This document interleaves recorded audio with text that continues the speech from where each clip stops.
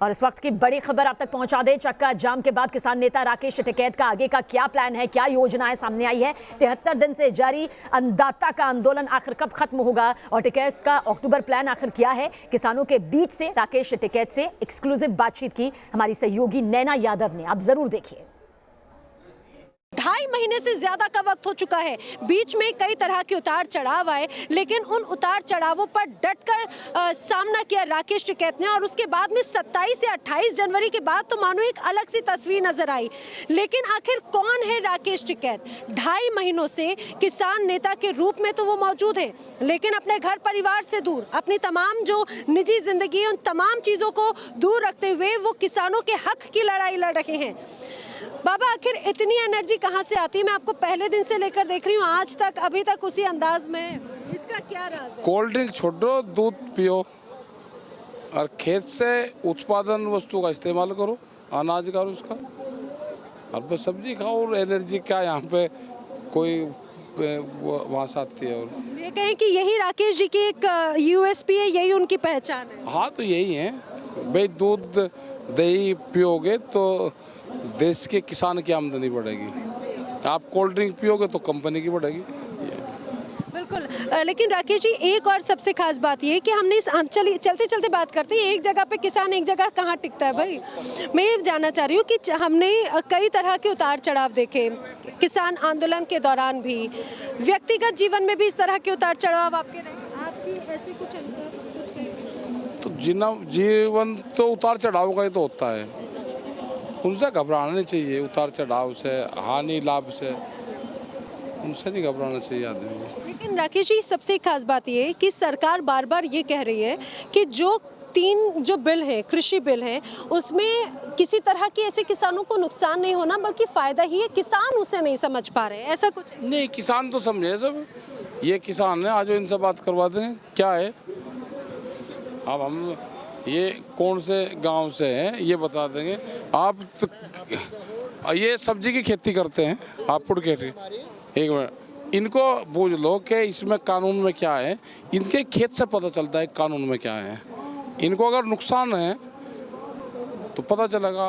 ये गन्ने का किसान होगा, ये धान का किसान होगा, ये किसान है। आप क्या, कौन सा गाँव है? पिछा। तो क्या खेती करते हो? धान की। धान क्या रेट में बेचा आपने? 1200 रुपए को बेचा। 1200 रुपए को धान बेचा इन्होंने, है? हाँ, कोई गन्ने का रेट नहीं डल रहा।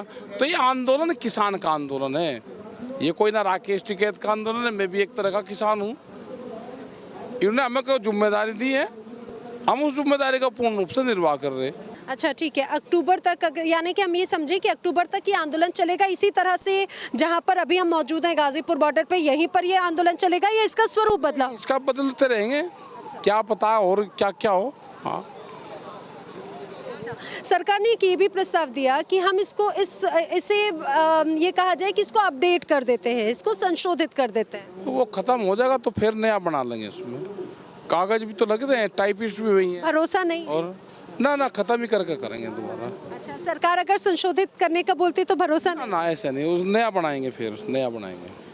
चलिए, ठीक है। अगर, लेकिन मैं आपसे ये भी समझना चाहूँगी, अगर मैं निजी जिंदगी की बात करूँ, राकेश टिकैत व्यक्तिगत जीवन में कैसे हैं, उनको क्या पसंद है? मैं तो कुछ भी पता, मैं तो गाँव पसंद है, गाँव की मिट्टी पसंद है और खेत पसंद है। हम कौन है? हम तो कुछ है ही नहीं, हम तो किसान ही तो हैं सारे। हरे रंग का गमछा हमेशा पहने देखती हूँ मैं आपको, आपका पसंदीदा रंग हरा ही? केसरिया। केसरिया सिर पे रहेगा और हरा गले में रहेगा। उसकी कोई खासियत? केसरिया तो सूर्य का प्रतीक है, वो समाज का प्रतीक है। केसरिया एक जीत का प्रतीक है। और ग्रीन ये जमीन का और फसलों का प्रतीक है। केसरिया और जीत से बहुत से मन में बहुत कई सवाल आ जाते हैं राकेश जी, क्या ये राजनीति से भी जुड़ा हुआ कुछ है? कौन सा? केसरिया भी? क्यों, कौन सी राजनीति से? ऐसे में पूछ नहीं, कौन सी राजनीति आप बताओ। क्या किसी राजनीति से भी जुड़ा हुआ? ना, राजनीति से तो केसरिया। अच्छा, कई लोगों के मन में ये भी सवाल कि किसान नेता तो हैं राकेश टिकैत, अब आने वाले दिनों में क्या राजनीति में भी नजर आएंगे और एक्टिव चुनाव में? 2022 में चुनाव है ना, हम नहीं चुनाव लड़ते। 2022 यूपी ना ना हमने हमारा चुनाव से कोई मतलब नहीं है। किसानों का नेतृत्व करने के लिए और किसानों की जो लड़ाई होगी वो लड़ेंगे पूरे देश भर में, पूरी दुनिया में लड़ रहे हैं। हम तो पिछले 20 साल से 73 देशों में हमारा किसान संगठन काम करता है पूरी दुनिया में। तो सड़क से लेकर सदन तक आवाज फिर कैसे उठाएंगे? सड़क पर उठेगी, सदन में तो अपने आप उठेगी। वहाँ क्या उठाने की जरूरत, वहाँ तो बोलने वाले अपने आप बोल देंगे। अभी क्या सदन में कोई है हमारा, हम यहीं तो आवाज़ उठा रहे, सदन में आवाज़ आ रही, तो ऐसे ही चलेगा।